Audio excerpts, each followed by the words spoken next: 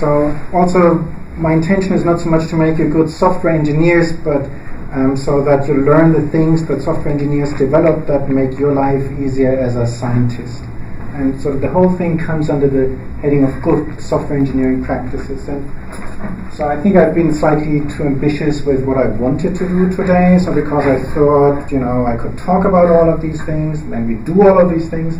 So I think it's going to be a lot more talking, and then I'm going to, semi-improvise something sort of as we're going along. And if you have questions, then ask. So just to get started, let's talk and think about it for a minute. So what the role of software is in our sort of research. So the way that I see how we're doing science, well, science is really asking questions of nature, and in natural sciences that means that we're doing experiments, or when I say we, I mean sort of the whole community, not so much I myself, because in my lab, as you probably know, we haven't really touched any sort of real sort of wet lab stuff. So we're much more interested in one of these other two columns in which sort of the edifice of science rests. That is theory, that is sort of how can we actually understand what happens in experiments, because without really understanding experiments is just gathering data. And since we have sciences, theory has been sort of doing the job of explaining what's actually going on and building a conceptual understanding, and quantitative understanding of the world. But since the 1950s, computer simulations really have joined, so it allowed us to not only test theory, so that's where computer simulations really came in, but also sort of ask questions in a what-if manner, and that then sort of lead to new experiments and new theories. So the way that I and probably quite a few of my colleagues see this nowadays is that science is really resting on these sort of three columns: theory, or experiment theory, and computer simulations. So let me just sort of stop here for a brief moment and sort of take sort of the pulse of the audience. And so I want you to think for a moment about the question: what fraction of your projects requires scientific software? So scientific software is not Word or LaTeX, things that you write, but anything that you need for actually doing science, data analysis, or doing simulations or so. Okay, so when you've thought about this, then I'd like sort of a quick show of hands of where you put yourself in these categories. And so if you show me sort of one, depending on how you count, so that would be sort of less than 10%. So I would say hardcore mathematicians who really can do everything in their head or with pencil and paper, probably sort of in this category, maybe many other people as well. Then about 10 to 30%, 30 to 50, or more than 50%. So can you just sort of give me sort of a quick?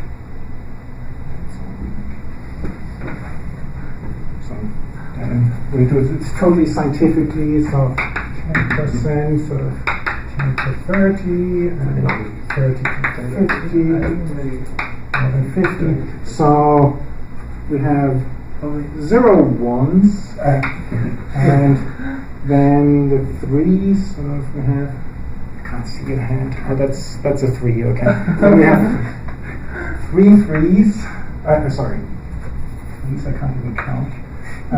So we also didn't have any 2s, and then and minus 3. Yeah. So how many are 1, 2, 3, 4, 5, 6, 8? So then 5. So in this audience, clearly, the projects require quite a lot of software. So how much of your time do you actually spend writing software, debugging software? So basically, same question. Can you?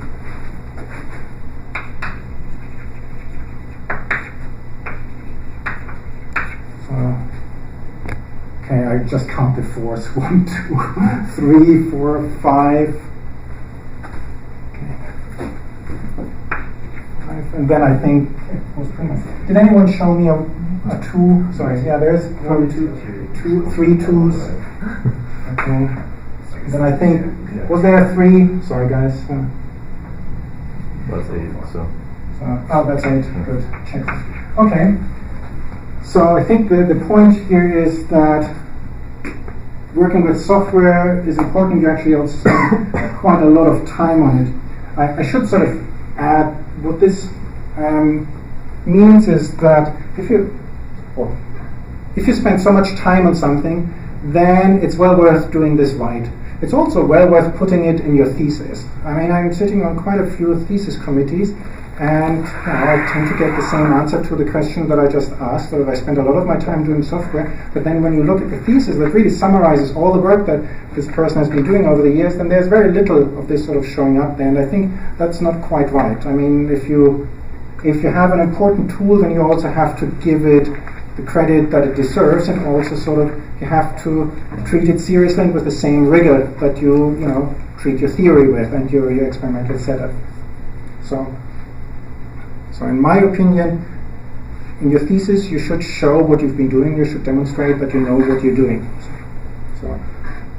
Okay, so now what do you consider most important in scientific software that you use? So if you quickly scan this list, and then I just sort of ask you, the audience, sort of things there. I'm not going to do sort of scientific statistics on all of this, but things that I came up with. It should be fast, should have a graphical user interface, should be producing correct results, has documentation, source code should be available, should be user friendly, should be written in your favorite programming language, take your pick, should be open source, there should be support available, someone I can call or email. It should be free, not cost anything, or should run on your favorite operating system. So if you could only pick a single thing from this list, what would you like your scientific software to do? Correct. Correct. Very good. So I like this answer, because unlike in gaming, we really hate it when we have to retract papers. If you play sort of a game and you don't jump exactly on the ladder, but 3 pixels next to it, who cares? Yeah? So if you're doing a simulation and you're consistently calculating Coulomb's law slightly wrong, then you really have no chance of modeling reality in a sense of thing. So scientific software has to be correct. If it's not correct, then none of these other things matter. Yeah? So is there something that you would pick as your sort of your second favorite thing? So, and I have to say, in my opinion, there was only one correct answer. For the first one, that was correct.